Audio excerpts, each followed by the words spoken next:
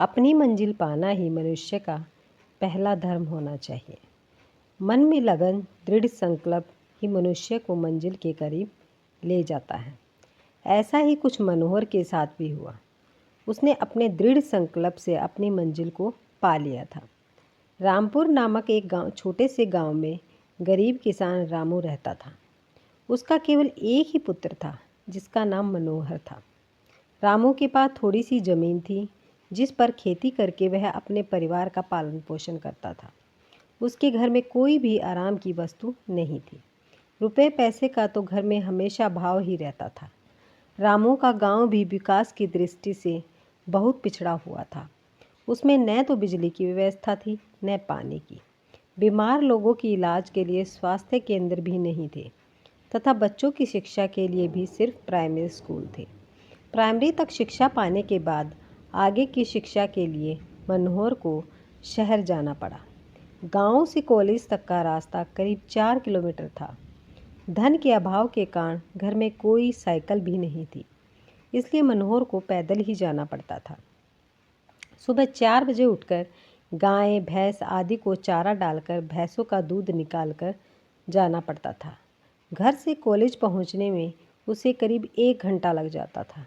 उच्च शिक्षा पाने की इच्छा ने मनोहर को हिम्मत हारने नहीं दी, क्योंकि वह तो दिन रात मेहनत करके अपनी पहचान अलग बनाना चाहता था।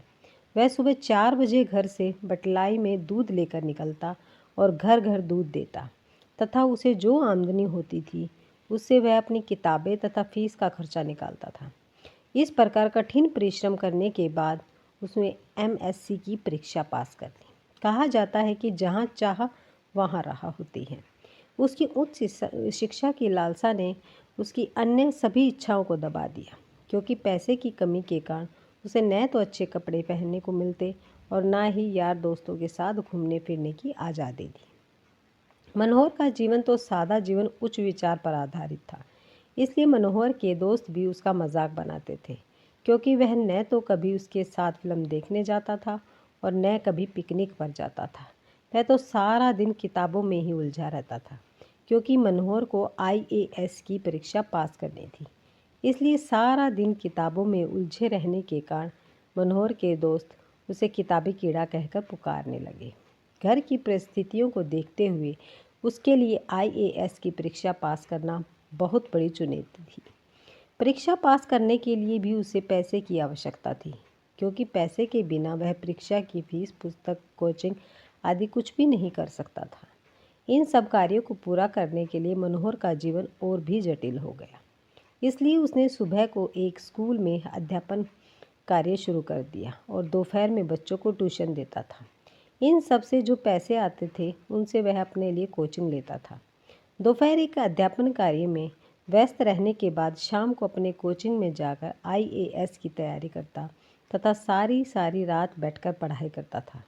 धीरे धीरे वह समय आ गया जब उसने आईएएस की प्रथम, द्वितीय, तृतीय तीनों परीक्षाएं अच्छे अंकों से पास की तथा साक्षात्कार में भी चुन लिया गया। अब तो मनोहर और उसके परिवार की खुशियों का ठिकाना नहीं था। पूरा गांव मनोहर के आईएएस परीक्षा में चुन लिया जाने पर खुशी से झूम रहा था। अब तो मनोहर को अपने नियुक्ति पत्र के आने का इंतज़ार था। नौकरी के इंतज़ार में उसका एक एक दिन एक एक वर्ष की तरह बीत रहा था। लंबे इंतज़ार के बाद एक दिन डाकिया उसका नियुक्ति पत्र लेकर आया, जिसे देखकर मनोहर खुशी से पागल हो गया। समय बीतता गया। अनेक पदों पर रहने के बाद मनोहर ग्राम विकास विभाग में सचिव के पद पर कार्यरत हो गया। कई वर्षों के उपरांत जब वह अपने गांव माता पिता से मिलने आया तो उसने अपने गांव की दयनीय स्थिति को देखा, जिसे देखकर उसका मन बहुत दुखी हुआ और मनोहर को अपने बचपन के जटिल जीवन का एहसास हुआ। तभी उसने यह निश्चय किया कि वह अपने गांव का विकास कराएगा। गांव से लौटने के उपरांत जब मनोहर और कार्यालय पहुंचा तो उसने अपने गृह क्षेत्र के लिए अनेक योजनाएं पास कराई। कुछ दिनों के बाद ग्राम प्रधान को जिलाधिकारी की तरफ से एक पत्र प्राप्त हुआ, जिसमें उनके गांव हेतु अनेक योजनाओं की चर्चा थी। गांव प्रधान उसे पत्र को लेकर सीधा जिलाधिकारी के पास गया। जिलाधिकारी महोदय ने उसे राज्य सरकार से प्राप्त अनेक योजनाओं के बारे में पूर्ण जानकारी दी। कुछ ही समय में उनके गांव हेतु पक्की सड़कें, पक्की नालियां गांव से शहर तक सीधा संपर्क मार्ग, बिजली तथा पानी की पूर्ण व्यवस्था कर दी गई।